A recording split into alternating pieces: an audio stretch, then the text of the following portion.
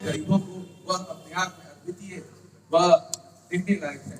और शायद ये से यदि किया जाए तो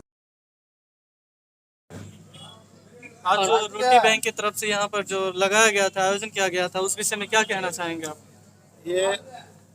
ये रोटी बैंक के द्वारा जयनगर में 2 दिवसीय अन्न प्रत्यारोपण, जैसे पदार्थों के जो बनावटी होता है उसके लिए कैंप लगाया गया था। और पूरे व्यापक स्तर पर ऐसे लोग जिनके हाथ कटे हुए हैं, पैर नहीं हैं, जिनको सहारे की जरूरत है, ऐसे लोगों का रजिस्ट्रेशन किया गया था। और रजिस्ट्रेशन के बाद 2 दिन से कल और आज से ये लोगों का नाप लेकर के जिनको क्या जरूरत है उस हिसाब से आज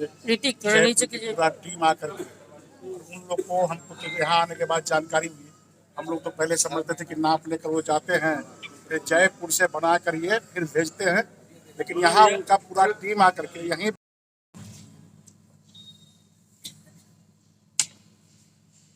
स्टूडियो वाला काम कर दिया।